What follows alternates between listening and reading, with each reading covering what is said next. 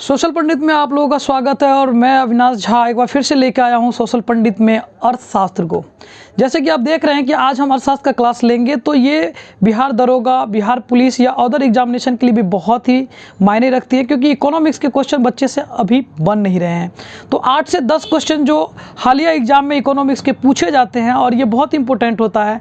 तो एक छोटी सी प्रयास इकोनॉमिक्स को लेकर चलने का और एक बेसिक क्लास होगी आज इकोनॉमिक्स को। आज हम इकोनॉमिक्स के बारे में समझेंगे कि आखिर इकोनॉमिक्स होता क्या है और कितने मज़ेदार होते हैं। तो चलिए सबसे पहले इकोनॉमिक्स की हम डिफिनेशन की बात कर ले। और इकोनॉमिक्स को अगर जाने तो इकोनॉमिक्स का मतलब होता है कि देश के अंदर की आर्थिक गतिविधियों का अध्ययन। देश के अंदर जितनी भी आर्थिक गतिविधि है, चाहे वो किसी से रिलेटेड हो, बिजनेस हो या फिर कॉमर्स हो, ट्रेड हो, किसी चीज़ से रिलेटेड हो, वो सब के सब अर्थव्यवस्था के अंतर्गत ही आते हैं। वैसे तो अर्थव्यवस्था की अगर बात करें और अर्थशास्त्र की बात करें तो प्राचीन काल से अर्थशास्त्र के जनक चाणक्य या कौटिल्य को माना जाता रहा है। लेकिन वो अर्थशास्त्र दरअसल पॉलिटिकल साइंस को इंडिकेट करता है, राजनीतिक विज्ञान को इंडिकेट करता है। आधुनिक अर्थशास्त्र की अगर हम लोग जनक की बात करें तो आधुनिक अर्थशास्त्र के जनक एडम स्मिथ को कहा जाता है। एडम स्मिथ जो कि अमेरिकन रेवोल्यूशन से रिलेटेड है। अमेरिका ने जिस अर्थव्यवस्था को फॉलो किया वो उनका ही सिद्धांत लेसेज फेयर के सिद्धांत पे था। एक क्वेश्चन ये भी हमारे एग्जामिनेशन में आती है कि लेसेज फेयर का सिद्धांत को किसने दिया था, तो वो एडम स्मिथ है। और एडम स्मिथ को अर्थशास्त्र का पिता भी कहा जाता है। तो चलिए हम यहीं से शुरू करते हैं अर्थशास्त्र को। एडम स्मिथ को अर्थशास्त्र का पिता कहा जाता है और आज पूरी दुनिया में अर्थशास्त्र कई प्रकार से विभाजित है। अर्थशास्त्र के प्रकार के बारे में अगर हम जानें तो आज अर्थशास्त्र उदारवादी अर्थव्यवस्था, समाजवादी अर्थव्यवस्था, मिश्रित अर्थव्यवस्था, खुली अर्थव्यवस्था और बंद अर्थव्यवस्था मूलतः 5 भागों में विभाजित है। तो चलिए एक एक करके समझते हैं कि आखिर ये अर्थव्यवस्था के इतने टाइप है तो कुछ ना कुछ तो इसमें ज़रूर अलग होगी। सबसे पहले बात करेंगे उदारवादी अर्थव्यवस्था का। उदारवादी अर्थव्यवस्था को हम लोग कैपिटलिस्ट इकोनॉमिकल कंट्री भी कहते हैं और उदारवादी अर्थव्यवस्था को हम लोग पूंजीवादी अर्थव्यवस्था के नाम से भी जानते हैं। पूंजीवादी अर्थव्यवस्था में ये होती है कि जो आर्थिक गतिविधि है या फिर अर्थव्यवस्था से रिलेटेड जो भी चीज़ें हैं उस पर सरकार की पकड़ कमज़ोर होती है और जो मार्केट की पकड़ है वो बहुत ज़्यादा होती है। यानी कि प्राइवेटाइजेशन के ये फॉलोअर होते हैं और जो प्राइवेट कंपनियां होती हैं वो हावी होती है देश के इकोनॉमिक पे। तो ये होती है पूंजीवादी अर्थव्यवस्था या उदारवादी अर्थव्यवस्था। दूसरी तरफ अगर हम बात करेंगे अगर सामाजिक अर्थव्यवस्था की, तो सामाजिक अर्थव्यवस्था के अंतर्गत वो देश आएंगे या फिर वैसा इकोनॉमिकल कंट्री आएंगे जो समाजवादी अर्थव्यवस्था, यानी ये कि वहाँ का इकोनॉमिक जो कंट्रीब्यूशन होगी या फिर इकोनॉमिक देखरेख होगी ये कहीं ना कहीं हमारे सरकार के अंडर कंट्रोल में होगी।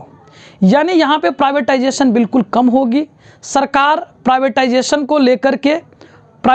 को यहाँ पर नहीं हावी होने देंगे। और इसका उदाहरण है रसिया इसका एक ग्रेट उदाहरण में से आती है कि वो समाजवादी अर्थव्यवस्था को फॉलो करती है। ठीक है। तीसरी अर्थव्यवस्था है मिश्रित अर्थव्यवस्था। यानी अभी तक हमने 2 अर्थव्यवस्था के बारे में जो पढ़ा उसमें तीसरी अर्थव्यवस्था मिश्रित अर्थव्यवस्था है और इसमें कैपिटलिस्ट इट मीन्स उदारवादी और समाजवादी दोनों का मूलतः समान जो इसमें वितरण होती है। यानी यहाँ पे प्राइवेट भी होते हैं और सरकारी भी होते हैं। ठीक है। दोनों तरह की अर्थव्यवस्था जब हावी हो किसी जगह पे तो वैसे कंट्री को हम लोग मिश्रित अर्थव्यवस्था वाली कंट्री के तौर पे रखते हैं और जिसका उदाहरण है भारत जैसे देश। भारत इसका ताज़ा उदाहरण में है कि मिश्रित अर्थव्यवस्था भारत में हावी है। यहाँ पे समाजवादी भी है और उदारवादी भी है, दोनों तरह की अर्थव्यवस्था आपको देखने को मिलेगा। तीसरी अर्थव्यवस्था आती है खुली अर्थव्यवस्था, ओपन। इट मीन्स ये कि जहाँ पे आयात और निर्यात ये दोनों फ्री हो। अब आयात और निर्यात से बहुत बच्चों को समझ में नहीं आती है कि आयात और निर्यात होता क्या है। तो पहले मैं इसको थोड़ा सा क्लियर कर दूं कि आयात जिसका इंग्लिश मीनिंग इंपोर्ट होता है और हम लोग अक्सर क्या करते हैं इंपोर्टेड चीज़ यूज़ करते हैं। इट मीन्स कि विदेशी चीज़ यूज़ करते हैं। यानी जो हम विदेश से खरीद के लाते हैं वो इंपोर्टेड होता है, यानी कि वो आयातित होते हैं और जो हम बेचते हैं वो निर्यातित होते हैं, वो निर्यात किया जाता है। ठीक है। तो निर्यात और आयात ये होती है, तो जहाँ पे आयात और निर्यात दोनों फ्री होंगे वैसी अर्थव्यवस्था को हम लोग खुली अर्थव्यवस्था कहते हैं। और इसके अंतर्गत हांगकांग आते हैं और इसी के अंतर्गत आपको हांगकांग जैसे देश भी आते हैं। ठीक है, सिंगापुर भी इसी का एक उदाहरण होगा, जहाँ पे मार्केट बिल्कुल ओपन है, इंपोर्ट और एक्सपोर्ट दोनों फ्री है। अब बात करते हैं बंद अर्थव्यवस्था की। ठीक है, आप एक हिंदी में कहावत है, उससे समझ सकते हैं कि ना उधो को लेना ना माधो को देना, ना इंपोर्ट करेंगे ना एक्सपोर्ट करेंगे। और ऐसे कंट्री का उदाहरण है उत्तर कोरिया, जहाँ पे ना इंपोर्ट होती है ना एक्सपोर्ट होती है, और उनका जो अर्थव्यवस्था है वो बंद अर्थव्यवस्था पर आश्रित है। तो ये 5 प्रकार के अर्थव्यवस्था को हमने जाना। ठीक है, अब हम लोग थोड़ा सा अर्थव्यवस्था के क्षेत्र को भी जानते हैं। अर्थव्यवस्था को 3 क्षेत्रों में, बेसिक क्षेत्रों में बांटा गया है: प्राथमिक क्षेत्र, द्वितीयक क्षेत्र और तृतीयक क्षेत्र। प्राथमिक क्षेत्र के अंतर्गत वैसे अर्थव्यवस्था आते हैं जिसमें कृषि, मत्स्य पालन, वानिकी, उत्खनन, ये सारे चीज़ें प्राथमिक क्षेत्र के अंतर्गत आते हैं। अर्थव्यवस्था की ये प्राथमिक क्षेत्र है, क्योंकि जब भारत जैसे देश आज़ाद हुए थे तो हमारे पास यही चीज़ें थी। कई बार क्वेश्चन आती है कि कृषि को किस क्षेत्र में रखा जाता है अर्थव्यवस्था का, तो ये प्राथमिक क्षेत्र के अंतर्गत रखा जाएगा। द्वितीय क्षेत्र के अंतर्गत इंडस्ट्रियल प्रोडक्शन आती है। जो भी इंडस्ट्रियल प्रोडक्शन होगी, इंडस्ट्रियल प्रोडक्ट होंगे जो मार्केट में इंडस्ट्री से बन के आई है, फैक्ट्री से बन के आई, वो सारे चीज़ द्वितीय क्षेत्र के अंतर्गत रखे जाएंगे। और तृतीय क्षेत्र के अंतर्गत आते हैं सर्विस, सेवा का जो भी क्षेत्र होगा वो सबके सब तृतीय क्षेत्र के अंतर्गत आएंगे। ठीक है, चाहे वो बस का खलासी हो या फिर बैंक का मैनेजर हो या इंजीनियर हो या फिर डॉक्टर हो, वो सबके सब जो भी जॉब वाले लोग होंगे वो सबके सब तृतीय क्षेत्र में आएंगे। और अगर हम देश की जीडीपी की बात करें, ठीक है, तो देश के जीडीपी में आज वर्तमान में तृतीय क्षेत्र का सबसे ज़्यादा योगदान है। ठीक है, वहीं अगर हम बात थोड़ा सा प्राथमिक की कर ले, जब भारत आज़ाद हुआ था तो देश में कृषि का योगदान यानी कि प्राथमिक क्षेत्र का योगदान जीडीपी में सबसे ज़्यादा था। ये जीडीपी क्या होता है, हम इसके बारे में भी विस्तार से जानेंगे नेक्स्ट वीडियो में। फिलहाल हम लोग अर्थव्यवस्था को समझते हैं। तो 3 क्षेत्र है, इसी 3 क्षेत्र में से कई और पार्ट में बांटा गया है। एक वस्तु क्षेत्र होती है, जब हम प्राथमिक और द्वितीयक दोनों क्षेत्र को मिला देते हैं तो ये वस्तु क्षेत्र बन जाते हैं। ठीक है, और वहीं पर जब तृतीय क्षेत्र जो है इसको गैर वस्तु क्षेत्र के अंतर्गत हम रखते हैं। तो कभी भी वस्तु क्षेत्र और गैर वस्तु क्षेत्र आए तो इसमें भी हमें कन्फ्यूजन नहीं होना है। अब थोड़ा सा एक और क्षेत्र में अगर बांटा जाए तो संगठित और असंगठित भी होते हैं, कि हमारे बहुत सारे ऐसे हैं जो संगठित क्षेत्रक हैं या फिर बहुत ऐसे भी अर्थव्यवस्था जो असंगठित है। तो असंगठित की अगर बात करेंगे तो देश में मैक्सिमम असंगठित क्षेत्र है, मात्र 9% अर्थव्यवस्था ही हमारा संगठित क्षेत्र से बिलोंग करता है। 91% ये आपका असंगठित है, जिसके अंतर्गत रेरी वाले, सब्जी बेचने वाले, ये सारे लोग जो है जिनके पास में लेखा जोखा लिखित विवरण डे बाय डे का नहीं होता है, ऐसे मार्केट, ऐसे अर्थव्यवस्था को हम लोग असंगठित क्षेत्र के अंतर्गत रखते हैं। ठीक है, अब हम लोग थोड़ा सा बात करेंगे कि चूंकि ये अर्थव्यवस्था से रिलेटेड थी चीज़ें, तो अर्थव्यवस्था में, भारत की अर्थव्यवस्था में जो सबसे इम्पोर्टेंट है वो है हमारी योजना। किसी भी चीज़ों के लिए योजना बहुत ही महत्वपूर्ण होती है। भारत में भी योजनाएं, आज 5 वर्षीय योजना चल रही थी जिसका नाम नीति आयोग के नाम से अब जाना जाने लगा है। अगर हम योजना आयोग की बात करेंगे तो 15 मार्च 1950 को योजना आयोग बन के तैयार हुआ था और उसके बाद 51 से इसे लागू किया गया और प्रत्येक 5 वर्ष पर सामान्यतः इसे लागू किया जाता है और हर एक वर्ष में कुछ ना कुछ चेंजिंग होती है। चलिए बात करते हैं योजना आयोग से। कई बार तो इसका इसमें भी पूछा जाता है। तो अगर हम योजना की बात करेंगे तो भारत में अब तक 12 पंचवर्षीय योजना लागू की गई है। ठीक है, तो इसको हम एक एक करके देखते हैं। पहली पंचवर्षीय योजना जो 1951 से 56 तक 5 वर्षों तक लागू की गई थी और इसके अंतर्गत कृषि पर विशेष ध्यान दी गई थी। क्वेश्चन ये भी पूछता है कि प्रथम पंचवर्षीय योजना से सबसे ज़्यादा किस पर ध्यान दिया गया, तो कृषि पे ध्यान दी गई थी और इसे हम लोग हेराल्ड डोमर मॉडल भी कहते हैं क्योंकि ये जिस मॉडल पर आश्रित है वो हेराल्ड डोमर मॉडल है।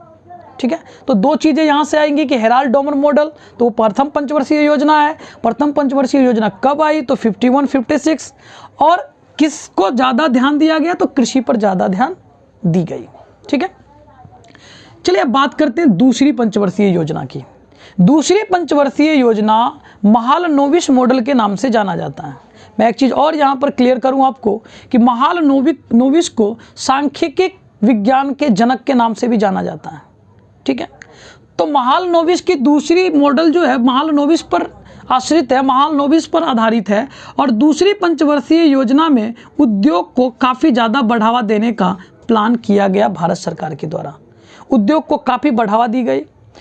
तीसरी पंचवर्षीय योजना की अगर बात करें तो बहुत ही आसान है, हमें याद रखना आसान पड़ जाता है कि चूंकि तीसरी पंचवर्षीय योजना को फेल्योर भी कहा जाता है कि ये फेल हो गई थी, क्योंकि 62 और 65 की 2 लड़ाइयाँ भारत में हुई थी, एक पाकिस्तान से दूसरा चाइना से। और इस लड़ाई के दौरान जो हमारी पंचवर्षीय योजना था ये फेल्योर हो गई थी। लेकिन तीसरी पंचवर्षीय योजना में ये लक्ष्य था कि हम कृषि को और साथ ही साथ उद्योग को दोनों का विकास करें। दोनों को विकास करने के लिए इसमें आया था। तीसरी पंचवर्षीय योजना के बाद की अगर बात करेंगे, तीसरी पंचवर्षीय योजना और चौथी पंचवर्षीय योजना के बीच में, ठीक है, एक और योजना आई थी। ठीक है, 2-3 योजना जो कि एक वर्षीय योजना थी।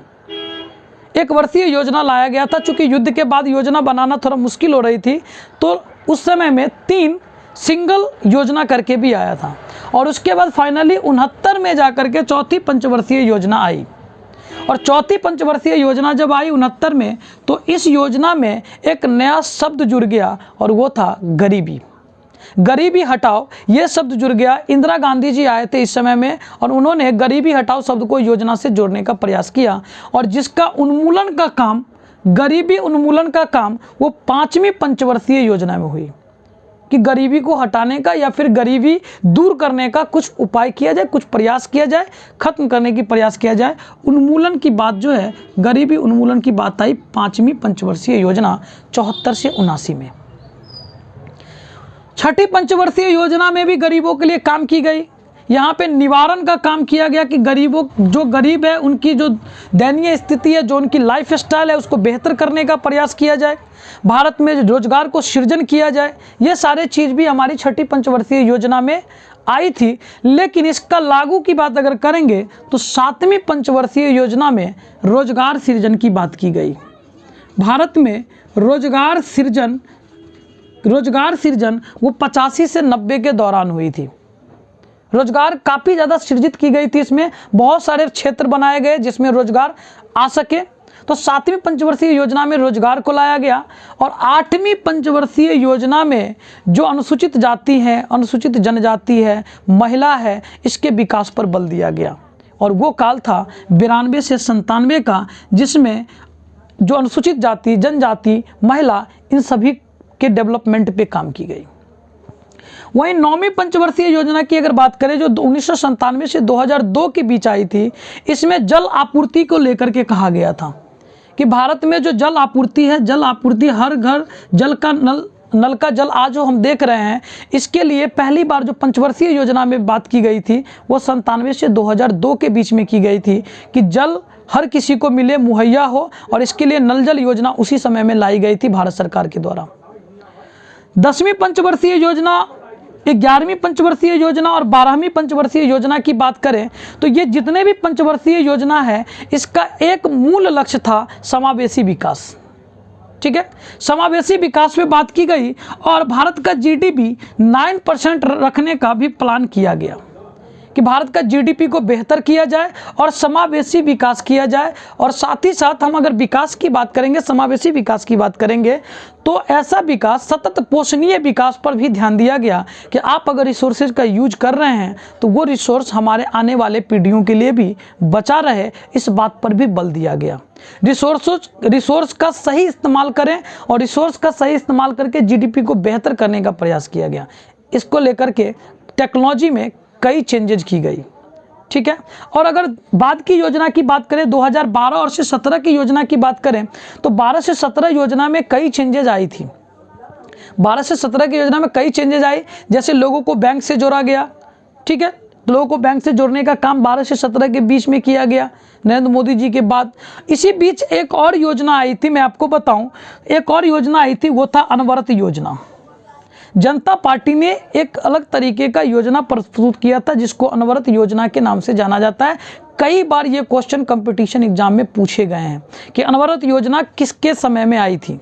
जब मोरारजी देसाई की सरकार बनी थी 1977 में, तभी एक अनवरत योजना प्रस्तुत की गई और ये स्पेशल योजना के नाम से भी जाना जाता है। ठीक है, तो ये था हमारा अर्थव्यवस्था का छोटा सा कॉमन सा टॉपिक। मिलते हैं अर्थव्यवस्था के और भी एपिसोड को लेकर के। लाइक, सब्सक्राइब और शेयर करना ना भूलें।